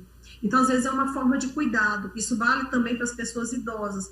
Ligar, fazer uma chamada de vídeo para você olhar para aquela pessoa, se é uma pessoa da tua convivência, você vai olhar e você vai perceber se essa pessoa, muitas vezes, se ela está bem ou não. É um indicativo, tá? Sempre que possível... Isso, né, Nani? Está controlando aí o tempo, né? Pois é, a discussão tá boa. Conversa boa flui, não é? Nani? A conversa boa flui. Eu queria só aproveitar enquanto a gente está aqui com a audiência, convidar as pessoas que estão aqui assistindo, né? Que no próximo dia 18 a gente vai estar com outra live, né? Com as nutricionistas Yala Diniz e Tatiana Abreu. Excelentes, fizeram uma live agora semana passada conosco, muito proveitosa. Elas ensinaram, mostraram muita coisa interessante, inclusive para trabalhar a ansiedade através da alimentação, viu, doutora? Muito interessante. E agora, dia 18, nós estaremos fazendo uma outra live, já convidar o pessoal que está assistindo, viu, Cláudio? Também vai estar aberto para discussões. Doutora também, a gente vai estar abrindo ao público para poder estar discutindo sobre alimentação, sobre os mitos e verdade sobre alimentação infantil, que deve estar aí azucrinando, né, o juízo de alguns pais, porque quando a gente sabe que quando a criança está ansiosa, ela quer comer salgadinho, tomar refrigerante, tomar sorvete, e às vezes é o instrumento que os pais têm para poder diminuir a ansiedade, né? Então é interessantíssimo a gente, as mães que estão de plantão aí, poder assistir também conosco essa próxima live, dia 18 de junho, às 8 horas, próxima quinta-feira. Considerações finais? Eu acho que, assim, isso, acho que é um pouquinho disso que eu tinha para dividir com vocês. Eu falo muito, né? Então, assim, a gente sempre passa um pouquinho do horário, mas eu espero que a gente possa ter atendido as pessoas que fizeram alguns questionamentos. Se tiver mais alguma pergunta, o Hernani pode colocar, o professor Cláudio também. E eu acho que é isso, né? A gente começar a se olhar mais para a gente conseguir identificar quais são as nossas fragilidades e trabalhar nelas. Se eu tenho uma dificuldade e eu não cuido disso de forma a buscar um outro caminho para ela, isso vai se tornando maior. E às vezes isso se torna tão maior que se torna um adoecimento emocional. Eu acho que é isso. E assim, lembrando mais uma vez, em que nenhum momento ninguém faça um diagnóstico, mas quando eu falei dos sintomas, é para as pessoas poderem pensar um pouquinho. Quando eu tenho muitos deles, isso está me trazendo um prejuízo, alguns deles, isso está me trazendo um prejuízo, talvez seja a hora de buscar um profissional, né? Um profissional da psicologia, às vezes um profissional da psiquiatria, e a parte boa que eu considero é que, assim, nem todo mundo que está apresentando alguma situação de estresse acentuado, algum transtorno, nem todo mundo vai precisar de medicação. Existem muitas situações que elas são trabalhadas emocionalmente, buscando novas estratégias, e a pessoa consegue se reorganizar e dar conta da vida. Acho que é isso. Eu já ia falar que ainda bem que a senhora não comentou o nome de nenhum remédio aqui na live, né? Viu, Cláudio? Senão não, eu ia jamais. Não, jamais. Não é o nosso objetivo de hoje. De repente, o remedinho do vizinho. O vizinho diz, eu acabei a minha depressão com esse remedinho, eu acabei a minha ansiedade com esse remedinho. Remedinho do vizinho pode ser bom para o vizinho, que se consultou, que foi prescrito, que foi avaliado. E aí outra pessoa vai tomar esse mesmo remedinho e pode morrer, né? Assim, a gente tem que ter muito, muito cuidado. Mas a receita básica da ansiedade é exercício físico, né? É o principal. Qualquer atividade física já dá para dar uma aliviada, né? Atividade física ajuda muito, né? A liberação dos hormônios ajuda muito. A psicoterapia ajuda muito. Então, assim, às vezes a gente vai buscar uma série de recursos. A alimentação adequada, ela ajuda. Então, um conjunto de coisas que vai contribuir para a nossa saúde física e mental. Perfeito, então. Então, vamos para as considerações finais, né? A gente, Nani, Surama, o papo tá bom demais, né? A gente poderia falar aí a noite toda, né? Mas a gente tem só que agradecer a oportunidade aqui, agradecendo ao Hernani, a Surama, o Simproecema, que desenvolve atividades, né? Não apenas de defender a categoria, mas a gente tenta buscar também essa questão do lazer. Então, nós temos uma sede social com várias perspectivas de você se divertir, com a piscina, com o campo. Está sempre promovendo ações voltadas para a saúde mental, né? Porque a gente pega o conceito de saúde da OMS, o conceito de saúde é o quê? É o estado completo de bem-estar físico, mental. Tá? Então, nesse momento que a gente vive hoje na pandemia, a questão mental, ela está sendo... é preciso que a gente... uma atenção maior, certo? Já desenvolvemos outro projeto para os estudantes, projeto Smile, projeto de saúde mental levadas aos estudantes, desde 2018, 2019, com aquele surto de suicídios na cidade. A direção do Simproecema sentiu a necessidade de criar um projeto de intervenção, né, com a psicóloga, com a Ariana Vital, que é nossa parceira, não pode estar aqui, estava doente, para oferecer essa saúde mental. E também para os educadores, o projeto Smile para os educadores, com palestras e lógico, tá? A gente sabe que, atualmente, ano passado, foi aprovado a Lei 13.935, que garante, por exemplo, uma equipe multiprofissional nas escolas do Brasil. É lei, atualmente. Então, a gente vai cobrar a Secretaria Municipal nesse sentido, de que esses estudantes, quando retornar essas aulas, isso é um núcleo desse tipo, uma equipe multiprofissional com psicólogos e assistentes sociais, é de suma importância, não só no momento de pandemia, né, claro, mas, como já é lei agora, e esse cuidado mental, os gestores, o atual e o próximo que vai vir, vai ter que implementar medidas, porque é uma das falhas da nossa cidade, a questão do tratamento, da saúde mental, a quantidade de psiquiatras, a quantidade de psicólogos, a gente vê essa deficiência, isso é fato. Então, como entidade que representa os educadores, mas não só os educadores, mas como os estudantes, temos sempre essa preocupação de trabalhar a questão da saúde mental. E nesse momento oportuno, em que a gente não pode estar presente, estão sendo os instrumentos utilizados para chegar até eles, certo? Então, a gente só tem que agradecer, mandar um abraço aqui para o professor Jaile, que não pôde estar aqui, se afastou do Simproecema por conta do período eleitoral, professor de diretor do sindicato, professor Diego Santiago, a professora Ana Reis, a professora Silvana. Então, esse sindicato é uma equipe. Tá? A professora Andréia, que é lá do Simproecema de Genipapo dos Vieiras. Então, esse sindicato só cresceu dessa forma nessa cidade exatamente porque se preocupou com a categoria, ou seja, a nossa função é cuidar da categoria e é o que a gente está tentando fazer. Então, muito obrigado. Boa noite. Doutora, considerações finais, não? Considerações finais da doutora Surama. Assim, gostaria de agradecer novamente o convite do Simproecema. Mais uma vez a gente enfatiza o quanto que é importante esse cuidado.